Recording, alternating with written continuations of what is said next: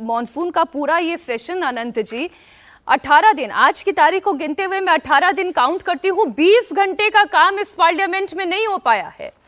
और अभी Maggi noodle का एक एग्जाम्पल प्रदीप जी ने दिया। मैं तो ये कह रही हूँ कि जनता को सैंडविच बना के रखा हुआ है विपक्ष और सरकार के बीच में। वो जो चीज है ना, वो जनता सैंडविच बन गई है, क्योंकि वो तो चर्चा सुनना चाहती है। यहाँ पर बहानेबाजी चल रही है।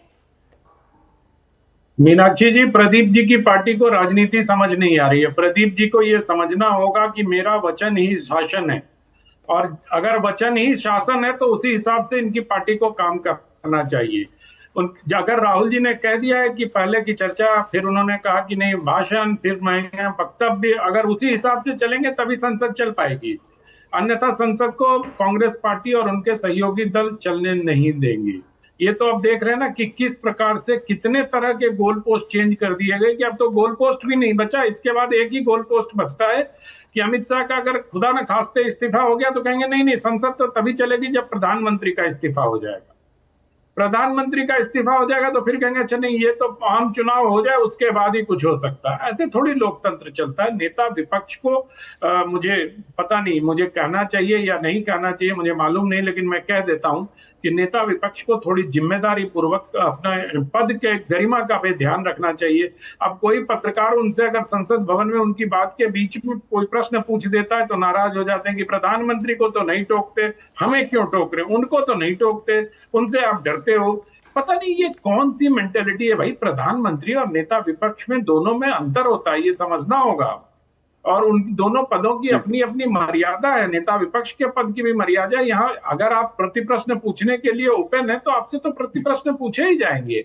लेकिन जो आप बात कह रही हैं कि 20 घंटे 18 दिन में, तो ये क्या कहते हैं 9 दिन में चले 2.5 कोस, तो उस रफ्तार से भी अगर देखें तो मीनाक्षी जी ये नहीं हो पा रहा। और ये बहुत दुखद है क्योंकि जनता का पैसा से खर्च हो रहा है। इनमें से कोई सांसद ऐसा नहीं होगा जो अपना एब्सेंट लगा रहा होगा। सब लोग दस्तखत कर रहे होंगे, अपना भत्ता ले रहे होंगे। लेकिन उनमें उन लोगों को भी देखना चाहिए कि जो लोग विपक्ष में संसद नहीं चलने दे रहे हैं, हंगामा कर रहे हैं, क्या वो उस पर प्रेजेंस मार्क कर रहे हैं, अपनी नहीं प्रेजेंस मार्क कर रहे हैं, ये देखना चाहिए ना। अगर आप में इतनी नैतिकता है, आप संसद को नहीं चलने देना चाहते हैं तो उस प्रेजेंस में दस्तखत मत करिए ना।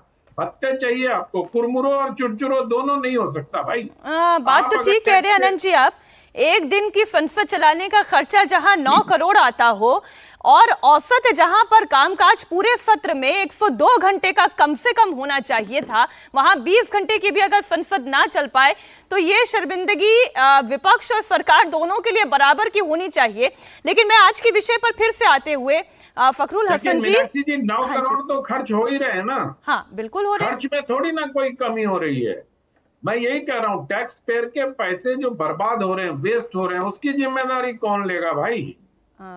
जो सार्वजनिक जीवन में शुचिता की बात करते हैं वो लेंगे, या जो सार्वजनिक जीवन में नैतिकता की बात करते हैं वो लेंगे, या सरकार और विपक्ष दोनों मिलकर लेंगे? मैं तो जनता की तरफ से ये प्रश्न पूछना चाहता हूं आपके माध्यम से कि क्यों नहीं संसद में जो पैसे खर्च हो रहे हैं, बर्बाद हो रहे हैं, वो इन सांसदों के मद से वसूली की। अरे बिल्कुल ठीक आपने कहा आनंद जी, ये वसूली तो होनी चाहिए। लेकिन क्या है ना, अखिलेश यादव जी की पार्टी और फखरुल जी हमारे साथ प्रवक्ता जुड़े हुए हैं, वो ये कह रहे हैं कि संसद में जवाब देने के लिए सरकार को समय सीमा तय करना जो चाहती है वो अलोकतांत्रिक है। भाई गृह मंत्री अमित शाह के पत्र में तो फखरुल जी ऐसे कोई समय सीमा की बात भी नहीं है। स्पीकर भी कह रहे हैं कि आपको जितनी बात करनी है, जितनी चर्चा करनी है, जिसको जो सवाल पूछना है सब पूछ लें, लेकिन आप तो हाय हाय के नारे लगा रहे हैं।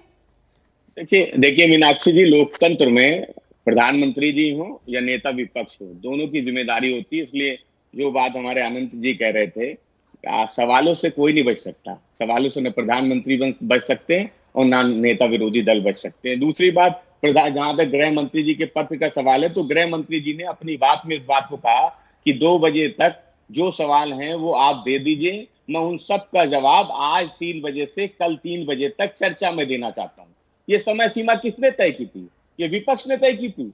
ये बात भारतीय जनता पार्टी की तरफ से आई थी, गृह मंत्री जी की तरफ से आई थी, इसलिए इस बात को कहा गया। कोई अपने आप विपक्ष को सपना नहीं आया था, विपक्ष को सपना नहीं आया था, या विपक्ष उन्हें सपने नहीं देखता है। जो बात सरकार की तरफ से आई उसी बात को कहा जा रहा है।